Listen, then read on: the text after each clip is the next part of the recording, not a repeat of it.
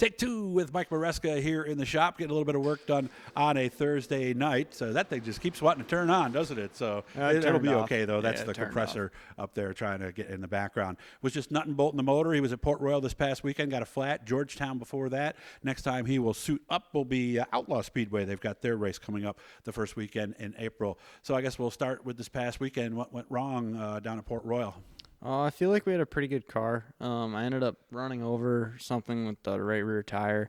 It didn't wear out or, get a flat from in that aspect. It just got cut, which was a bummer. I think we were around somewhere in the top 10. We started 20th, so we'd marched our way forward pretty good. I felt like we had a really good car, so that was a bummer. The weekend before, we went to Georgetown, and we got second. That was a really good start to the season. So, overall, it's been a pretty good start to the season. Obviously, not the finish we wanted at Port Royal, Sure. But I feel like we've had pretty good speed and been racing pretty good. Okay. So, I can't complain. So, what did you think? You had maybe a top 5, possibly? I don't want to guess, but, yeah, I feel like I could have. I'm sure if you ask anyone that was running the top 10, they felt they could have, but I definitely felt like we could have ran, top 5, top 3. Okay. And this car here, is this the car we had out? Or yeah, this is the car I've been running the last 2 weekends. And I got confused because I looked in the back and I saw a sump tank, and I said, oh, this is the big block, but I didn't realize the open small blocks, they are a dry sump system, aren't they? Yeah, some of them. This Some. one. Yeah, some. You can, some guys run a wet sump system. Most guys with the bigger small blocks run a dry sump system, just like a big block would. Mm-hmm. But what's the advantage? What's the thought there? I guess it's better oiling from a dry sump system. So mm-hmm. It's a little more reliable, a little more durable. Mm-hmm. Yeah, because the wet sump system, like he's talking about, this is like for a stock car or something. I think they put baffles in the oil. In the oil pan. Because basically, if you keep throwing it into the corner, in theory, the left side of the motor should get starved from oil, shouldn't it? In theory, yeah. I think they have it figured out pretty good to where the engines don't get starved out on the wet sump systems, but I don't know the exact intricacies of it. Okay.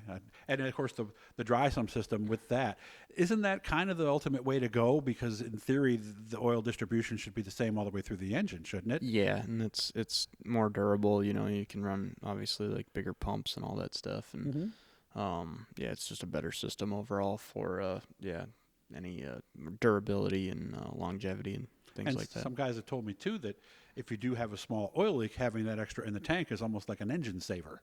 Yeah, a little bit for sure. If you have a small leak or something like that, something like a valve cover gasket, maybe. Yeah, you can keep going. I've never ran into that issue, but I could see that.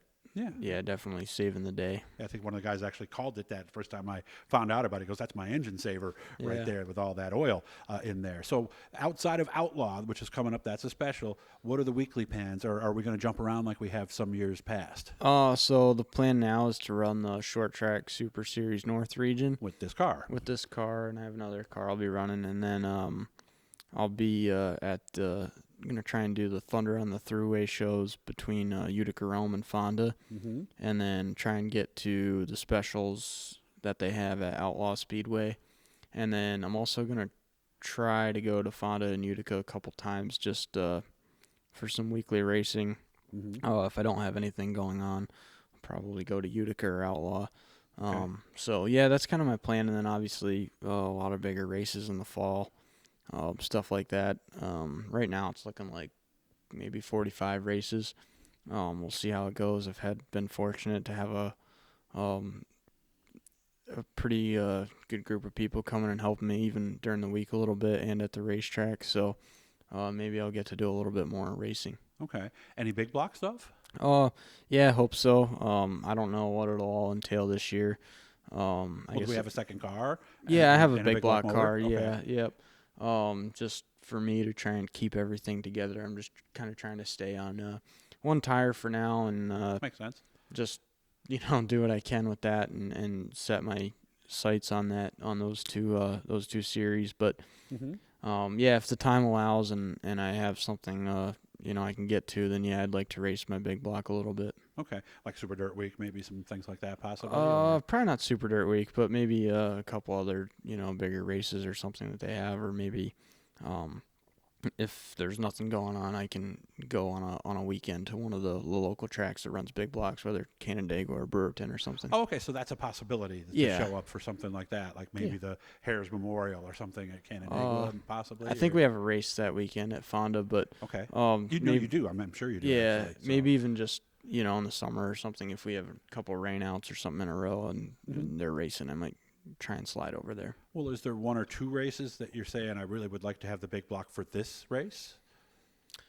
I hate to sound like I'm pushing. No, you're good. Maybe maybe Port Royal in the fall. They have a big block race there. Well, it's a short track Super Series race, but I think the big block engine's really good there. Okay.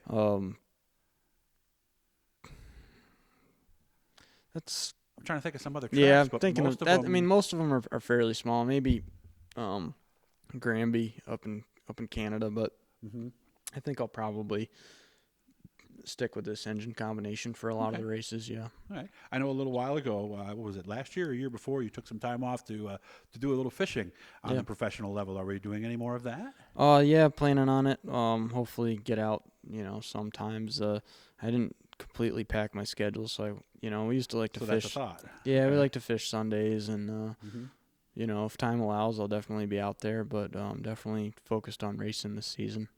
I watched a lot of fishing back in the day, and I kept wondering, why do they have these big motors on these fishing boats? But when you're fishing competitively and you're, there's a lot to pay attention to, temperature, time of day, things of that nature. If you need to get someplace fast, I would imagine that's when your race car driver skills come in handy in the boat, right? Yeah, I try and be safe. Well, of course, sure. There's no brakes. Yeah, there's no brakes on a boat. They don't turn as good. And right. Yeah, I always, it's fun to go fast and stuff, but it's not worth dying to catch a little green fish. True.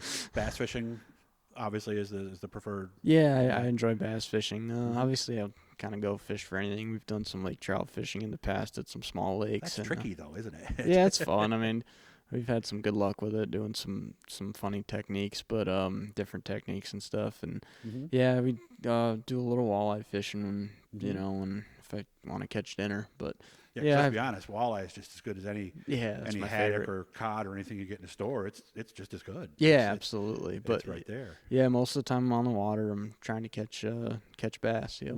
There are the fun ones to catch. They Yes, jump they are. Fishing in a little pond with lily pads or something. I mean, that's just a good time. It's right fun. there, Yeah, it's absolutely fun. Gets your heart racing. 4-pound bass will give you a pretty good fight. Absolutely. So all right. Yeah. I'll make sure when we do that this year, I'll bring the camera out. Maybe I'll get lucky and I'll catch one of us.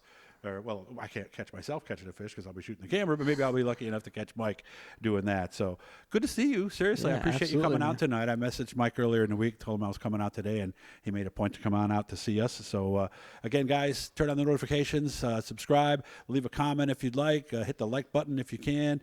Always good to see you, Mike, and we'll keep our eyes on the sky there for that solar eclipse, right? Who knows what might happen that day, right? Who knows? It's going to be a big one. It is. We're going to be right in the direct path for 100%. So yeah, I'm hoping we get that, and it'll be. Hopefully, we have good weather. Yeah, and, just hope it's not a cloudy day where it just goes dark. So that would be. I'm definitely looking forward to it, and I think it's going to be really cool. It's cool to see people get excited about nature it's just for like once. Y2K, nothing happens and everybody's going to and fine. we just go on. Yeah, exactly. Yeah. Always good to see you, Mike. Thank you. You too. Thanks.